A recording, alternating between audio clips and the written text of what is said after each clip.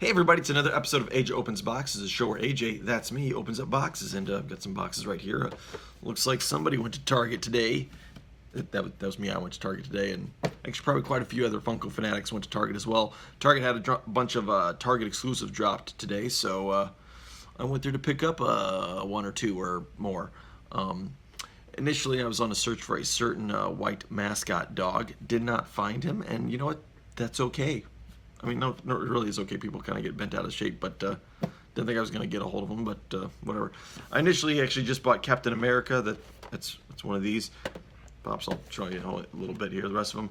But then I went to a second Target to look for that certain dog, and again, didn't find him, but ended up buying the other three of this set. Got a bit of a problem. Anyway, what are these?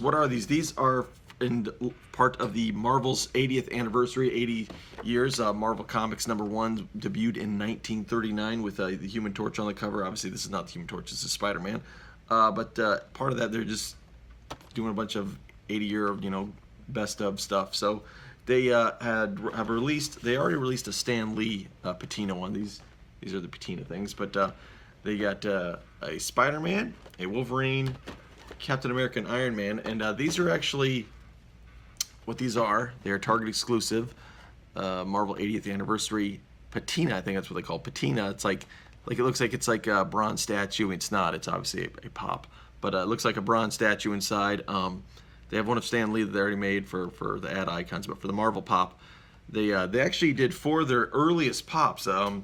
Spider-Man, Wolverine, and Captain America and all that are all like the original ones were all under the first 10 pops they made for Marvel. So this is kind of cool. They kind of picked very classic characters. So the characters real quick are number 495 Spider-Man, number 496 Wolverine, number 497 Captain America, the one I originally came in just for this, but ended up getting the other two, and of course number 498 Iron Man. I don't know why I couldn't remember Iron Man's name all of a sudden. Reading's hard. But these are actually really cool pops. I think that they're actually, they're kind of neat. It's kind of just a neat, kind of homage, like you think, who deserves a bronze statue? These characters are really good. So let's take a look at it. We're going to start with Spider-Man, mainly because he's the first one numerically, 495 there. So, which means they're getting close to a darn 500 different Marvel pops. So that's quite a few. In fact, they probably have already figured out who the 500th is. That's kind of neat. So again, these pops they're just kind of neat pops. Just the box. The box is actually kind of cool. Real quick, I should maybe go in the box real quick. But there's a lot of silver on it. So that's silver. That's kind of cool. And then the Spider-Man and the names are all silver. So it's all the way around. So it is kind of got some shiny and some silver trim, and even the backdrop is silver. So that's just kind of a neat, kind of looks a little more special, a little more than your regular pop. But other than that, the pop is pretty. I mean, it's the original mold that they had back then. You can even see the eyes pop out. Future from the original Spider-Man, which was like number 8 or something. I forget which one. Didn't do the popped out eyes. Some did, some don't. But they kind of went with they literally, as far as I can tell, they literally just took the same mold and just made it in this Patina style. And it's pretty cool. I mean, it is kind of like you've got a bronze statue, but it's a bobblehead made of plastic. So really cool. I like it. Dig it. It's got the big feet and all that stuff like the original pops did.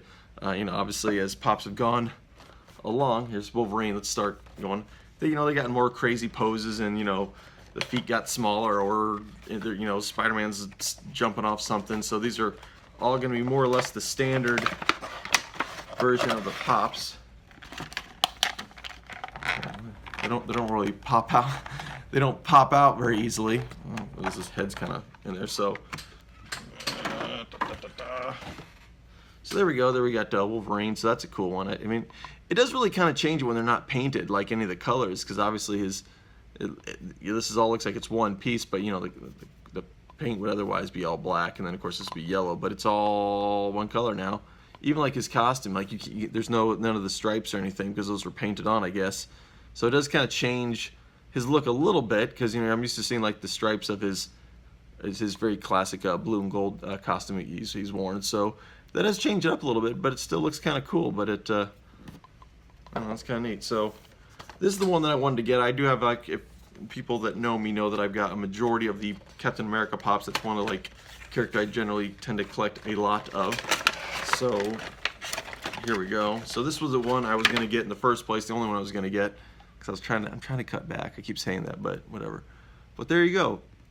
There was a shield there. You know, it's kind of almost looks like it can come off, but it can't. It's obviously attached. A later version did have a shield that came unattached. Whoops. That's the Civil War version, but that's a different story. But yeah, even there you can see, like, because I guess his star must have been painted on. There's no, his chest is smooth instead of like there's no star. But it kind of does kind of change it up a little bit. But his shield, of course, does have the indentation. So, like I said, they took the original molds as far as I can tell, and you know, just painted over them. So no A on the forehead, but it's there in spirit, I guess, whatever. But it is kind of neat. I wonder the way they did this patina process. Like, you know, you can see it's got like the whatever you want to call that, like blue green, kind of like it's like a rusty or a aged bronze.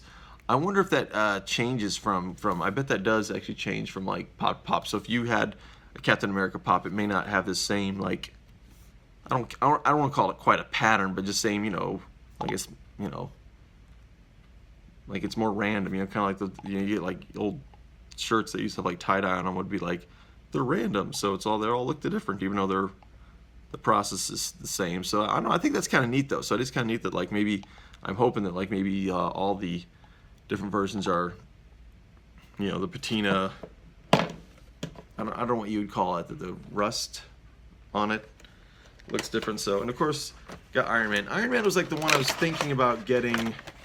Like if I was gonna get two, I was gonna get Captain America and Iron Man because it makes sense, you know. Iron Man. Plus, I do love his. This is a cool one because I love the classic Iron Man. His head doesn't bobble too great, but I don't know. That's like his head's like too far down. I mean, it does, but well, that's okay. But I do like, man, I do like that classic look there. And this actually works well with the patina because obviously, first of all, Iron Man makes sense that he'd be metallic looking, whatever. So it is kind of cool. And I look at that, man. I always did like the classic, like, you know, what was it from like mid '60s on? They had this look, and I just thought it was always such a cool, simple design. And you know, as much as I like the new cool sleeker designs now that are modern, I always like the old classic Iron Man. So that is a real cool one. So I was gonna get just Captain and Iron Man, but then I thought, well, I really like I made a couple of videos about how like I'm not a huge fan of Spider-Man, but I kind of becoming more of a Spider-Man fan mainly because of a particular change in my family. But no, my parents didn't die, or my uncle didn't die. I'm having a kid, we call him Baby Spider-Man, just because we haven't picked a name out yet. So I'm starting to like maybe dig Spider-Man a little more now. So we'll see how that goes. I've always liked the X-Men, so honestly, you can't go wrong with getting these four guys. They picked a great four to kind of be their first, maybe first or only for the Marvel 80 Years Patina collection. So I really dig it. I hope you do too. Hey, what did you get? Did you go to Target today? Did you get anything cool? Let me know in the comments below. If you didn't go to Target, but maybe you like the Marvel Patina Pops, what other characters, what other classic Marvel characters you think should get the patina process, whatever, the patina treatment. There we go, patina treatment.